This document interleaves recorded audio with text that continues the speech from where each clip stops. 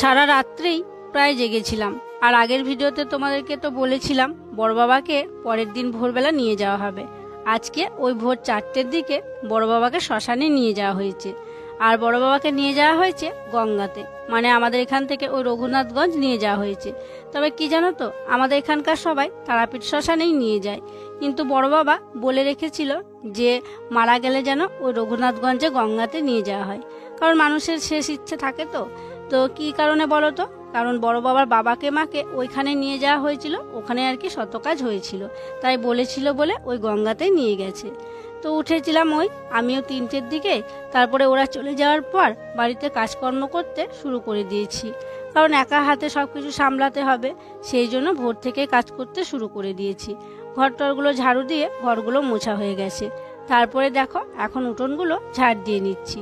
আর উঠোনগুলো ভেজা ভেজা হয়ে আছে, একটু দেরি হচ্ছে ঝাড় দিতে, ধুলোগুলো যাচ্ছে না। আর এই যে গাড়িটা দেখছো, এই গাড়িটা হচ্ছে মাসির ছেলের গাড়ি, কারণ মাসি মেসো মাসির ছেলে কালকে এসছে, তবে মাসির ছেলেও গেছে শ্মশানে। তো গাড়িটা এখানে রাখা ছিল, ওরা তো নেই, চলে গেছে, সেই জন্য গাড়িটা এখানেই আছে, তাই সরানো হলো না। তো যাই হোক, ওই দিকটা ঝাড় দেওয়া হয়ে গেছে। তারপরে দেখো এই দিকটা ঝাড় দিয়ে নিচ্ছি। তো বন্ধুরা, আশা করছি তোমরা যে যেখানে আছো সকলে ভালো আছো, সুস্থ আছো। বীরভূম জেলার ছোট্ট একটি গ্রাম থেকে আমি দৈবকী তোমাদের সকলকে জানাই আমার ব্লগ চ্যানেলে অনেক অনেক স্বাগত আর আমার অনেক অনেক ভালোবাসা। উঠোনগুলো ঝাড় দেওয়া হয়ে গেছে। তারপরে দেখো রাস্তার দিকগুলো ঝাড় দিয়ে নিচ্ছি।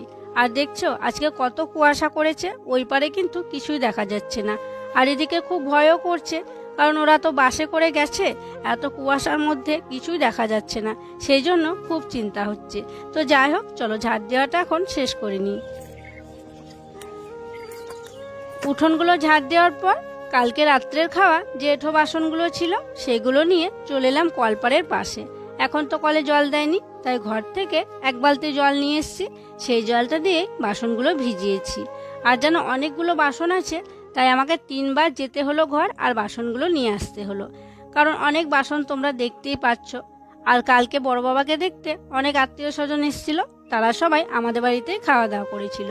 আর অনেক রাত্রে খাওয়া দাওয়া হয়েছিল, বাড়িতে পাতাও আনা ছিল না, আর দোকানও সেই টাইম আর কি খোলা ছিল না, সেই জন্য বাড়ির বাসনেই সবাই খাওয়া দাওয়া করেছিল, তাই অনেকগুলোই বাসন। তো দেখো এক এক করে কিন্তু আমি সব বাসনগুলো মেজে নিয়েছি, আর বাসনগুলো মাজতে আমার অনেকটাই সময় লেগেছে। তো দেখো বালতির জলটাতে এখন বাসনগুলো জল বুলিয়ে নিচ্ছি। আর বালতিটাতে প্রথমে অসুবিধা হচ্ছিল বলে ধামার মধ্যে জলটা ঢেলে নিয়েছি, এখন ধামার জলটাই বুলিয়ে নিচ্ছি। তো সব বাসন এভাবে ধুয়ে নেব, তারপরে কলে জল এলে কলতলায় আর একবার ধুয়ে নেব। আর এদিকে দেখো সকাল সকাল দিদি জামাইবাবু ভাগ্নি বাড়ি চলে যাচ্ছে। আর দিদিরাও কালকে এসেছিল বড় বাবাকে দেখার জন্য। দিদিদের আসতে অনেকটা রাত হয়ে গেছিল, কারণ অনেকটা দূর থেকে এসছে। আর সকাল সকাল বাড়ি যাওয়ার কারণ হচ্ছে কালকে ভাগ্নির পরীক্ষা আছে, সেই জন্য আর কি চলে যেতেই হচ্ছে। তো যাই হোক, আটকানোর কোনো উপায় নেই, কারণ পরীক্ষা আছে, তাই সকাল সকালই চলে যাচ্ছে। দিদিরা বাড়ি চলে গেল। আর হ্যাঁ, আমার দিদিরাও এসেছিল কালকে, ওরা খবরটা শুনে এসেছিল, কারণ ওরা তো কাছের, মানে শোনা মাত্রই চলে এসেছিল দিদি জামাইবাবু আর দিদি শাশুড়ি মা। তো ওরা সন্ধ্যের আগে আর কি বাড়ি চলে গিয়েছিল। আর জানো বন্ধুরা, মানে আজকে না কোনো কাজেই মন বসাতে পারছি না, একদম মনটা ভালো নেই। একবার ওই বাড়ি যাচ্ছি আর একবার এই বাড়ি আসছি। দিদিরা যাওয়ার পর ওই বাড়ি থেকে একবার ঘুরে এলাম। তারপরে দেখো বাড়ির তো কিছু কিছু কাজ হয়েছে, আর কিছু কিছু কাজ কিন্তু এখনো বাকি আছে।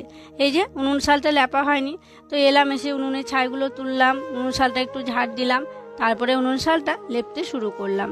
তবে গোটাটা লেপবো না, কারণ প্রচণ্ড মেঘ করে আছে জানো তো, আর কুয়াশা কুয়াশাও আছে, আবার কালো করে মেঘও করেছে, মনে হচ্ছে যেন আবার বৃষ্টি আসবে।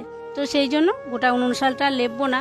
আর ওই দিকটা লেপতে গেলে ওই যে সাইকেল তোলা আছে, গুঁড়োর বস্তা তোলা আছে, ওইগুলো সব নামিয়ে রাখতে হবে।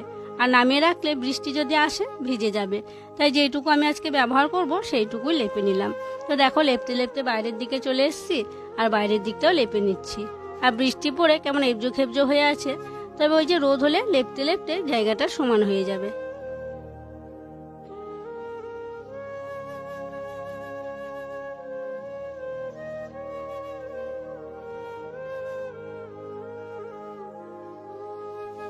উনুন শাল লেপার পর স্নান করে চলে এসেছি। আর স্নান করে এসে দেখো মুড়ি খাবার জন্য বরবটি কলাই সিদ্ধ করতে দিচ্ছি। কারণ বাড়িতে মাসি মেশো আছে, মা আছে, পিসিমা আছে, আবার ওই বাড়িতে অনেক আত্মীয় স্বজন আছে, তারাও যদি খায় সেই জন্য বেশি করে একটু কলাই দিলাম, আর আলু দিলাম, লঙ্কা দিলাম, আরও একটু লবণ দিয়ে দেবো, তারপরে জল দিয়ে সিদ্ধ করতে দিয়ে দেবো। আর যারা শ্মশানে গেছে আর আত্মীয় স্বজন আছে তাদের জন্যও কিন্তু রান্নাবান্না করা হবে। তো আমাদের এই বাড়ির দিকে ওগুলো করা হবে, কারণ ওদের বাড়িতে তো করতে নেই, সেই জন্য আমাদের এখানেই করা হবে। তো সেই ব্যবস্থা করব, কারণ জামাইবাবুর ভগ্নিপতি গেছে বাজারে, বাজার থেকে ওই জামাইবাবু এলে তারপরে কাটাকুটি করব, আর ওই সব রান্নাবান্নাগুলো আমাদেরকেই করে নিতে হবে। কড়াই সিদ্ধ হয়ে যাওয়ার পর এদিকে দেখো সবাইকে মুড়ি খেতে দিয়ে দিয়েছি। মা তো উপরে বসে আছে, তারপরে মেসো পিসিমা আছে, আর এদিকে তার পাশে দেখছো ওইটা হচ্ছে জামাইবাবুর মাসি। তো ওটা হচ্ছে আমাদের বাপের বাড়িরই আর কি, মায়ের সঙ্গে এসেছিল একসাথে।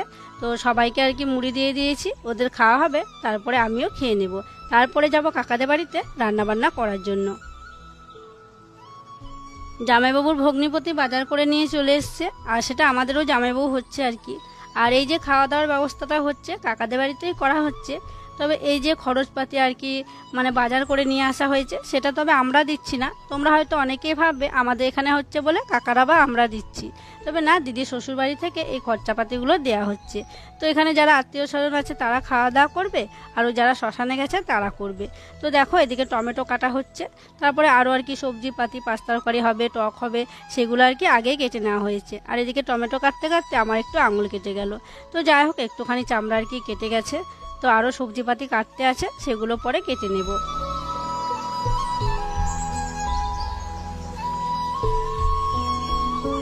কাটাকুটি করে নেওয়ার পর দেখো উনুন ধরিয়ে দেওয়া হয়েছে, আর কাকাদের যে ধান সিদ্ধ উনুনটা আছে সেটাই ধরানো হয়েছে। আর কি জানো তো, মানে যারা শ্মশানে গেছে আর কি তাদেরকে খাওয়াতে হয়। তো ওরা আর কি 1টা-1:30টার মধ্যে বাড়ি চলে আসবে, সেই জন্য বাইরে আর খাওয়া দাওয়া করবে না, এখানে এসে খাওয়া দাওয়া করবে। এখানে দেখো কাকিমা আছে, পিসিমা আছে, মাসিমা আছে, বাবা আছে, সবাই মিলে কিন্তু রান্নাবান্নাটা করে নিচ্ছি।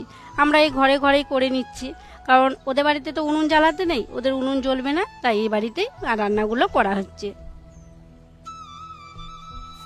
ওখানে রান্না হচ্ছিল, কিছুক্ষণ আমি ছিলাম, তারপরে বাড়ি চলে এসেছি, কারণ বাবা মায়ের তো অসুখ, বাবা মায়ের জন্য নিরামিষ রান্না করতে হবে। তার সাথে জামাইবাবুর মাসিও আছে, যে আর কি মায়ের সাথে এসছে বাবাদের গ্রামের, সেও নিরামিষ খাবে। তো 3জনের আমি এখানে রান্না করে নেব। আর ওখানে তো আমিষ রান্না হচ্ছে, সবাই আমিষ খাবে, আত্মীয় স্বজনরা আছে। তো সবাই বললো ভাত তো এখানে হয়ে গেছে, ভাতটা আগে তুলে নিয়ে যাও, ঠেকাঠেকি হয়ে যাওয়ার আগে। আর টকের আলু সিদ্ধ করা হয়েছিল, ওখান থেকে সিদ্ধ করা আলু নিয়ে এসেছি। দিয়ে বাড়িতে এসে গ্যাসে দেখো আমি একটা তরকারি বানিয়ে নিচ্ছি, ওই মুগ ডাল দিয়ে টমেটো দিয়ে আলু দিয়ে একটা তরকারি করব। আর অসুজে তো হলুদ খাওয়া যাবে না, তেল খাওয়া যাবে না, তাই ডালটা শুকনো কড়াইয়ে নেড়ে নিয়ে সিদ্ধ করে নিয়েছি। তারপরে দেখো শুকনো কড়াইতে দিয়ে দিলাম 5 ফোড়ন, তারপরে টমেটো লবণ দিলাম, তারপরে টমেটোটাকে গলিয়ে নেওয়ার পর সিদ্ধ করে রাখা ডাল আর আলু দিয়ে দিলাম। আর সাদা তেল খাওয়া যায়, তবে কি জানো তো সাদা তেল বাড়িতে নেই, তাই আর কি এমনি করে দিলাম। তো এটা হলো ডাল তরকারি আর কি, এটা দিয়ে ওরা খেয়ে নেবে, আর সাথে আলু সিদ্ধ আছে। এদিকে আমার মা বাবার জন্য তরকারি রান্না হয়ে গেল, চলো ওইদিকে দেখি মাসিমণি কতটা কি রান্না করলো। আর দেখো বাবা, মা, মেসো, পিসিমা, কাকিমা, মাসি সবাই মিলে এখানে আছে, হলো 5 তরকারি। আর এই দেখো 5 তরকারি, একটু রস রস থাকবে, ভাতে যেন মেখে খাওয়া হয়। হ্যাঁ হ্যাঁ নামাতে হবে এবার, ভিতরে লাগছে মনে হচ্ছে, নাড়ুন নাড়ুন নাড়ুন, এবার নামিয়ে দিলে হবে। ওদিকে রান্না বান্না হয়ে গেছে, তারপরে মা বলল যে আমাকে একবার ওই বাড়ি ধরে ধরে নিয়ে চলো, তাই মাকে দেখো নিয়ে এলাম। মা এখানে বসে আছে, আর জানো তো মায়েরও একদম ভালো লাগছে না, একবার এই বাড়ি আর একবার ওই বাড়ি করছে। তো যাই হোক এখানে সবাই বসে আছে, কখন আসবে শ্মশান থেকে সেই জন্য।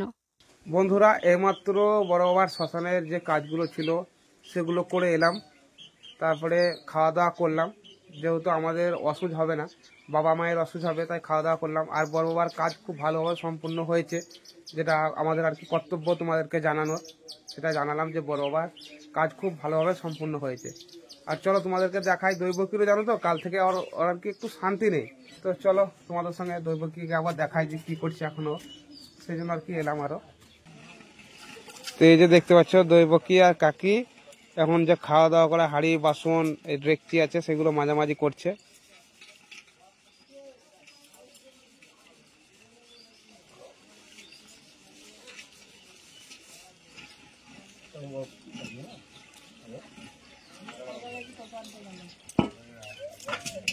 খাওয়া দাওয়া করে মারা বাড়ি চলে যাচ্ছে।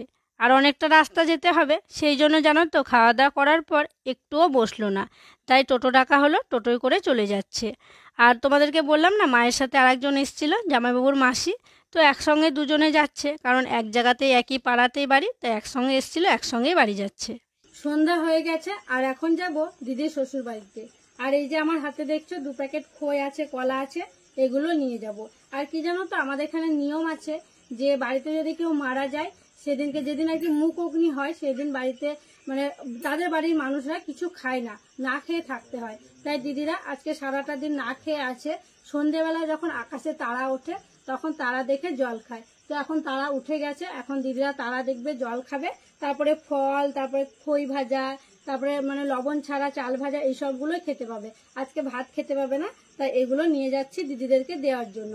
আর দিদি তো ওই বাড়িতেই আছে এখন, আর ওই বাড়িতে থাকাটা উচিত। তো চলো এখন যাই, এগুলো দিদিদের বাড়িতে দিয়ে আসি। তো বন্ধুরা বাড়ি চলে এসেছি। আর দিদির শ্বশুর বাড়িতে অনেকক্ষণ ছিলাম, কারণ ওই যে আমরা নিয়ে গেলাম খইগুলো, কলাগুলো, ওগুলো খাচ্ছিল। আর জানো তো আমাদের এই নিয়মটা আছে, আর এটা করেও সবাই, পাড়া সবাই নিয়ে গেছিল, কেউ চা বিস্কুট ফল টল সবাই নিয়ে গেছিল। আর এখন বাড়ি চলে এসেছি। আর 2 দিন তো রুদ্র জ্বর ছিল, শরীরটা ভালো ছিল না, সেই জন্য ওকে সেইভাবে আর কি পড়ানো হয়নি। তো আজকে শরীরটা ভালো আছে, সেই জন্য ওকে পড়াতে বসেছি। আর এই 2 দিন থেকে মন মেজাজ একদমই ভালো নেই, সবার মন খারাপ, সেই জন্য না ঠিকঠাক তোমাদেরকে ভিডিও দিতে পারছি না। তো এই মানে এটা সামনে উঠতে একটু সময় লাগবে স্বাভাবিক হতে। তো তারপর ঠিকঠাক যেমন আমি ভিডিও দিই সেরকম ভিডিও দেওয়ার চেষ্টা করব।